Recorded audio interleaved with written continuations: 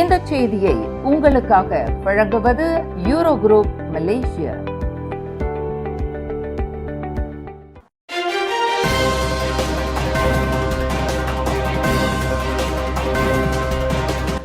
வணக்கம். திசைகளின் 10 மணி செய்திகள். மெத்தனமாக இருக்கக்கூடாது. பினாங்கு பக்கத்தான் ஹரப்பானுக்கு சாவ் கொன்யோ எச்சரிக்கை. பினாங்கில் சிறப்பான ஆட்சி பதிவை கொண்டிருந்தாலும் பக்கத்தான் ஹரப்பான் கூட்டணி மெத்தனமாக இருந்துவிடக் கூடாது என அதன் தலைவரும் பினாங்கு முதலமைச்சருமான சாவ் கொன்யோ எச்சரித்துள்ளார். இன்றைய அரசியல் சூழலில் உண்மைகளை விட பொதுமக்களின் கருத்துக்களும் உணர்வுகளுமே வாக்காளர்களிடம் அதிக செல்வாக்கு செலுத்துகின்றன என்று அவர் குறிப்பிட்டுள்ளார். பினாங்கில் பொருளாதாரம், முதலீடு, வேலைவாய்ப்பு என நாம் பல சாதனைகளை படைத்து நிலையான ஆட்சியை தந்துள்ளோம். ஆனால் இந்த வெற்றிகளை மக்களிடம் சரியாக கொண்டு சேர்க்காவிட்டால் அவை வாக்குகளாக மாறாது. எங்களின் விளக்கங்கள் தாமதமாவதால் சாதனைகள் மறைக்கப்பட்டு எதிர்க்கட்சிகள் பொது கருத்துக்களை தங்களுக்கு சாதகமாக மாற்றிக் கொள்கின்றன என்று அவர் குறிப்பிட்டார். இனி டிஜிட்டல் தளங்களில் நாம் தீவிரமாக செயல்பட வேண்டும். வெறுப்பு மற்றும் இனவாத அரசியலை உண்மைகளை கொண்டு முறியடிக்க வேண்டும். குறிப்பாக எண்ணிக்கையில் அதிகரித்துள்ள இளம் வாக்காளர்களின் எண்ணங்களை நாம் சரியாக புரிந்து செயல்பட வேண்டும் என்று சாவ் கொன்யோ வலியுறுத்தினார். கடந்த 2008 முதல் பினாங்கில் ஆட்சி செய்து வரும் பக்கத்தான் ஹரப்பான் கூட்டணி தற்போது 4வது தவணையாக மாநிலத்தில் ஆட்சி செலுத்தி வருகிறது என்பதையும் அவர் நினைவு கூர்ந்தார்.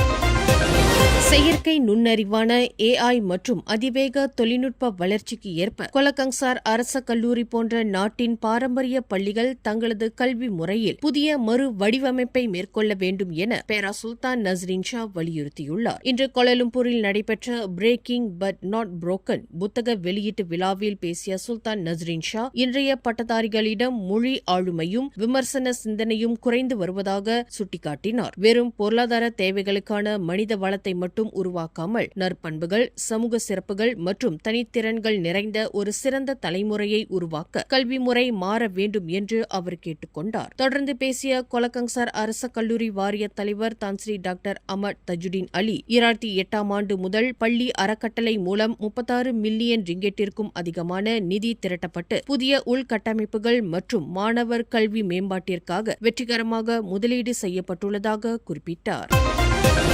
கோலாலம்பூரில் உள்ள பேனசோனிக் தொலைக்காட்சி உற்பத்தி தொழிற்சாலை மூடப்படுவதால் பாதிக்கப்படும் தொழிலாளர்களை ஸ்லாங்கூர் மாநில அரசு அடுத்த வாரம் நேரில் சந்தித்து மாற்று வேலை வாய்ப்புகள் மற்றும் இதர உதவிகள் குறித்து விவாதிக்க உள்ளது. இன்று நடைபெற்ற ஸ்லாங்கூர் மெகா ஜாப் கே 2026 வேலைவாய்ப்பு துவக்க விழாவிற்கு பிறகு செய்தியாளர்களிடம் பேசிய மந்திரி பசார் டத்தோஸ்ரீ அமீருடின் ஷாரி, மாநில மனிதவள ஆட்சிக்குழு உறுப்பினர் வி பாப்பராய்டு மற்றும் பர்கேசோ அதிகாரிகள் முன்னிலையில் இந்த சந்திப்பு நடைபெறும் என்று தெரிவித்தார். பாதிக்கப்படும் 400 தொழிலாளர்களுக்கு உணவுப் பொருட்கள் வழங்குவதோடு மாற்று வேலைகளை கண்டறியவும் அரசு உதவும் என்று அவர் உறுதியளித்தார். இதற்கிடையே வேலை இழக்கும் தொழிலாளர்களுக்கு பர்கேசு நிறுவனம் மூலம் முதல் மாத சம்பளத்தில் 80 விழுக்காடு தொடங்கி அடுத்தடுத்த மாதங்களில் முறையே 50 மற்றும் 30 விழுக்காடு என படிப்படியாக வேலை தேடும் உதவித்தொகை காப்புறுதி முறையில் வழங்கப்படும் என்று பாப்பராய்டு விளக்கமளித்தார். கோலாலம்பூர் சிரம்பான் வடக்கு தெற்கு நெடுஞ்சாலையில் ஆடம்பர ஃபெராரி மற்றும் புரோடுவா அருஸ் கார் ஓட்டுநர்களுக்கு இடையே ஏற்பட்ட பயங்கர மோதல் வீடியோ சமூக ஊடகங்களில் வைரலாகி வருகிறது. நெடுஞ்சாலையின் வலதுபுற ஓரத்தில் கார்களை நிறுத்திவிட்டு இரு வாகனங்களில் இருந்து இறங்கிய நபர்கள் நடுரோட்டில் ஒருவரையொருவர் கடுமையாக தாக்கிக் கொண்டனர். பொதுமக்கள் இவர்களை விலக்க முயன்ற நிலையில் இந்த சம்பவத்தால் அந்த பகுதியில் போக்குவரத்து நெரிசல் ஏற்பட்டு வாகனங்கள் மெதுவாக ஊர்ந்து சென்றன. ஓட்டுநர்களுக்கு இடையிலான வாக்குவாதம் சண்டையாக மாறியதே இதற்கு காரணம் என தெரிய வந்துள்ள போதிலும் மோதலுக்கான துல்லியமான பின்னணி இன்னும் கண்டறியப்படவில்லை. இந்த சம்பவம் குறித்து போலீஸ் துறை தரப்பில் இதுவரை எந்த அதிகாரப்பூர்வ விளக்கமும் அளிக்கப்படவில்லை. சபாவின் கடல் எல்லை பகுதியை ஆக்கிரமிக்கும் வகையில் பிலிப்பைன்ஸ் மேற்கொண்டுள்ள புதிய எல்லை நீட்டிப்பு உரிமை கோரலுக்கு எதிராக மலேசியா ஐநா சபையில் புதிய அதிகாரப்பூர்வ புகாரை அளித்துள்ளது. இதுகுறித்து மலேசியா மௌனம் காப்பதாக கூறப்படும் குற்றச்சாட்டுகளை வெளியுறவு அமைச்சர் டத்தோஸ்ரீ முகமது ஹசன் திட்டவட்டமாக மறுத்துள்ளார். பிலிப்பைன்ஸ் தனது கடல் எல்லை கோரிக்கையை முன்வைப்பதற்கு முன்பாகவே கடந்த ஜூலை 24 அன்றே மலேசியா தனது வலுவான எதிர்ப்பை ஐநாவில் முன்கூட்டியே பதிவு செய்துவிட்டதாக அவர் அவர் விளக்கம் அளித்துள்ளார். சபாவின் கடல் எல்லை பாதுகாப்பை உறுதி செய்வதில் மலேசியா தொடர்ந்து உறுதியாக இருப்பதாக தெரிவித்த அவர், முன்னதாக 2024 சமர்ப்பிக்கப்பட்ட எதிர்ப்பை மலேசியா தற்போது மீண்டும் நிலைநிறுத்தியுள்ளதாக குறிப்பிட்டார். சபா எல்லை விவகாரத்தில் மத்திய அரசாங்கம் மௌனம் காப்பதாக முன்னாள் முதலமைச்சர் டத்தோ யோங் தெக் லீ விமர்சித்திருந்த நிலையில் இந்த விளக்கம் அளிக்கப்பட்டுள்ளது. கூட்டரசு அரசாங்கத்தின் எந்தவொரு நிதி உதவியும் இல்லாமல் 2026 ஆண்டுக்கான சுக்மா விளையாட்டுப் போட்டிகளை ஸ்லாங்கூர் மாநில அரசு மிக சிறப்பாக நடத்தி காட்டும் என்று அதன் இளைஞர் விளையாட்டு மற்றும் தொழில் முனைவோர் துறை ஆட்சிக்குழு உறுப்பினர் நஜ்வான் ஹலிமி தெரிவித்துள்ளார். ஷாலாம் அக்வாட்டிக் மையத்தின் பெயர் மாற்றும் விழாவிற்கு பிறகு செய்தியாளர்களிடம் பேசிய அவர், மாநிலத்தின் 52 இடங்களில் நடைபெறவுள்ள இப்போட்டிகளுக்கான இறுதிக்கட்ட தயாரிப்புகளில் ஸ்லாங்கூர் தீவிரமாக ஈடுபட்டுள்ளதாக குறிப்பிட்டார். கூட்டரசு அரசாங்கத்திடம் இருந்து நேரடியாக எந்த நிதியும் கிடைக்காதது ஆரோக்கியமற்ற ஒரு நடைமுறையாகும். இதுகுறித்து விளையாட்டுத்துறை அமைச்சரிடம் விளக்கம் கேட்டும் முறையான காரணம் எதுவும் கூறப்படவில்லை. இருப்பினும் இனி நாங்கள் கூட்டரசு அரசாங்கத்திடம் நிதி உதவி கோரப்போவதில்லை. மாநில அரசின் சொந்த நிதியை கொண்டு 50 மில்லியன் ரிங்கெட்டுக்கும் குறைவான செலவில் இப்போட்டிகளை வெற்றிகரமாக நடத்துவோம் என்று நஜ்வான் ஹலிமி உறுதியளித்தார். ஸ்லாங்கூர் இளவரசர் தெங்கு அமீர் ஷா மற்றும் மந்திரி பசார் டத்துஸ்ரீ அமீருடின் ஷாரி ஆகியோர் முன்னிலையில் இந்த அறிவிப்பு வெளியிடப்பட்டது.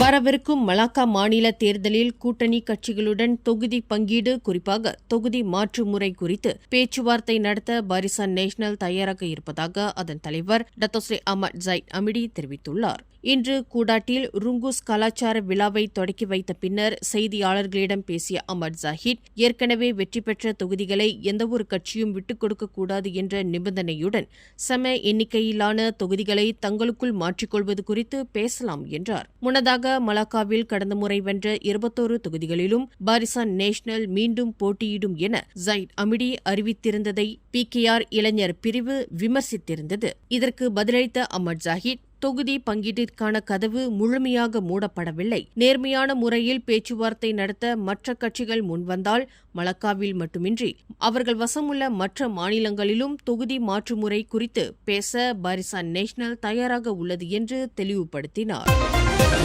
இஸ்ரேலுக்கு ஏற்றுமதி செய்யப்படுவதாக சந்தேகிக்கப்படும் பொருட்கள் அடங்கிய கண்டெய்னர் ஒன்றை ஜொஹோர் தஞ்சோங் பிலப்பாஸ் துறைமுகத்தில் மலேசிய எல்லை கட்டுப்பாட்டு மற்றும் பாதுகாப்பு முகமையான MCBA நேற்று அதிரடியாக பறிமுதல் செய்துள்ளது. ரகசிய தகவலின் பேரில் நடத்தப்பட்ட இந்த சோதனையின் பூர்வாங்க விசாரணையில் இஸ்ரேலுக்கு நேரடியாகவோ அல்லது மறைமுகமாகவோ பொருட்களை ஏற்றுமதி செய்ய தடை விதிக்கும் 2023 சுங்கத் தடையாணை சட்டத்தின் கீழ் இந்த நடவடிக்கை எடுக்கப்பட்டுள்ளதாக MCBA தெரிவித்துள்ளது. மலேசியாவின் கொள்கைகள் மற்றும் சட்டங்களுக்கு முரணாக இஸ்ரேலுக்கு பொருட்களை அனுப்ப முயலும் எந்தவொரு முயற்சியும் சகித்துக் கொள்ளப்படாது. பறிமுதல் செய்யப்பட்ட பொருட்கள் 2010 ஆண்டு வியூக வர்த்தக சட்டத்தின் கீழ் கட்டுப்பாட்டிற்குரிய பொருட்களா என்பது குறித்து மற்ற முகமைகளுடன் இணைந்து தீவிர விசாரணை நடத்தப்பட்டு வருகிறது. சட்டத்தை மீறுபவர்கள் மீது கடுமையான நடவடிக்கை எடுக்கப்படும் என்று அதன் அதிகாரப்பூர்வ அறிக்கையில் எச்சரிக்கப்பட்டுள்ளது.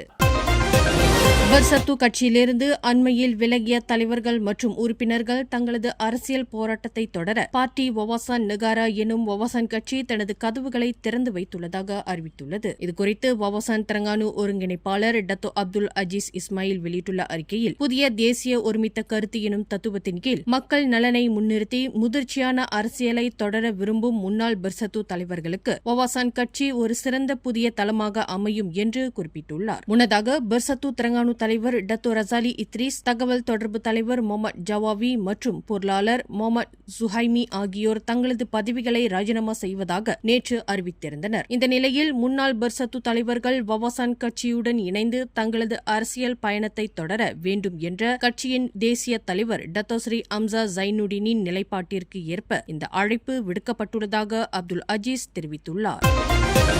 ஜப்பான் ஒசாகாவில் உள்ள தெனோஜி மிருக காட்சி சாலையில் மலேசியாவிலிருந்து கொண்டு செல்லப்பட்ட அம்மோய் என்ற ஆசிய யானை வைக்கோல் வலையை கடிக்கும் வைரல் வீடியோ அதன் மன அழுத்தம் அல்லது பசியின் அடையாளம் அல்ல என்று தைப்பிங் நகராண்மை கழகத்தின் தலைவர் முகமது அக்மால் டஹாலான் தெரிவித்துள்ளார். இதுகுறித்து அறிக்கை வெளியிட்டுள்ள அவர், காடுகளில் யானைகள் இயற்கையாக உணவு தேடும் முறையை தூண்டுவதற்காக உலகளவில் பயன்படுத்தப்படும் ஒரு தற்காப்பு வழிமுறைகள்தான் இந்த வைக்கோல் வலைகள் என்று அவர் விளக்கினார். இது யானைகளின் உடல் மற்றும் மன ஆரோக்கியத்தை மேம்படுத்தி அவற்றின் சலிப்பை குறைக்கும் என அவர் கூறினார். மலேசியாவின் தாரா, அமோய் மற்றும் கிலாட் ஆகிய 3 யானைகளும் நல்ல ஆரோக்கியத்துடனும் தீவிர கண்காணிப்பிலும் உள்ளன. ஜப்பானில் தற்போதைய கடுமையான கோடைக்கால வெப்பத்தை தாங்கும் வகையில் அவற்றுக்கு குளியல் குளங்கள், நிழல் குடில்கள் மற்றும் சேற்று சகதிகள் போன்ற சிறப்பு வசதிகள் செய்யப்பட்டுள்ளன. எனவே முழுமையான பின்னணியை அறியாமல் குறுகிய வீடியோக்களை மட்டும் பார்த்து பொதுமக்கள் தவறான முடிவுகளை எடுக்க வேண்டாம் என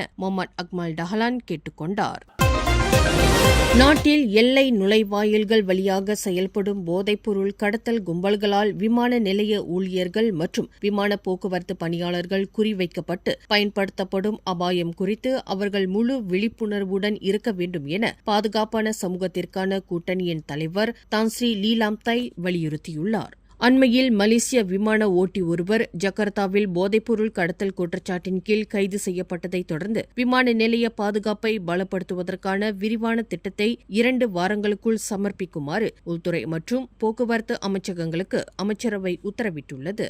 இந்த விவேகமான முடிவை வரவேற்றுள்ள லீலாம்தாய், விமான நிலைய பாதுகாப்பு என்பது சாதாரண பயணிகளின் சோதனையோடு மட்டும் நின்றுவிடக்கூடாது. ஊழியர்களின் பின்னணி சரிபார்ப்பு, கடுமையான கண்காணிப்பு மற்றும் கடத்தல் கும்பல் அதிநவீன உத்திகளை கண்டறியும் வகையில் காவல்துறை, சுங்கத்துறை, குடிவரவுத்துறை போன்ற அனைத்து அமலாக்க முகமைகளும் ஒருங்கிணைந்து ரகசிய தகவல்களை உடனுக்குடன் பகிர்ந்து செயல்பட வேண்டும் என்று தனது அறிக்கையில் குறிப்பிட்டுள்ளார். கோலாலம்பூர் ஸ்தாபாக் தாமான் டானாவ் கோத்தாவில் உள்ள ஒரு கடை தொகுதியின் 3வது மாடியில் ஏற்பட்ட பயங்கர தீ விபத்தில் அந்த தளம் முற்றிலும் எரிந்து சாம்பலானது. இன்று காலை 11:29 மணியளவில் தீ விபத்து குறித்து அவசர அழைப்பு வந்ததாக கோலாலம்பூர் தீயணைப்பு மற்றும் மீட்புத்துறை தெரிவித்துள்ளது. சம்பவ இடத்திற்கு விரைந்த தீயணைப்பு வீரர்கள் கடுமையாக போராடி மதியம் 12:10 மணியளவில் தீயை முழுமையாக கட்டுக்குள் கொண்டு வந்தனர். இந்த விபத்தில் கட்டிடத்தின் மேல் தளம் முற்றிலும் சேதமடைந்த போதிலும் அதிர்ஷ்டவசமாக உயிர் இழப்புகளோ அல்லது காயங்களோ யாருக்கும் ஏற்படவில்லை என அதிகாரிகள் உறுதிப்படுத்தியுள்ளனர். தீ விபத்து ஏற்பட்டதற்கான உண்மையான காரணம் குறித்து தற்போது தீவிர விசாரணை நடத்தப்பட்டு வருகிறது. மேலும் செய்திகளை தெரிந்து கொள்ள கீழே இருக்கும் பெல் பட்டனை அழுத்துங்கள். உங்கள் மகிழ்ச்சியை வெளிப்படுத்த லைக் மற்றும் ஷேர் செய்யுங்கள். தொடர்ந்து திசைகளோடு இணைந்திருக்க சப்ஸ்கிரைப் செய்யுங்கள்.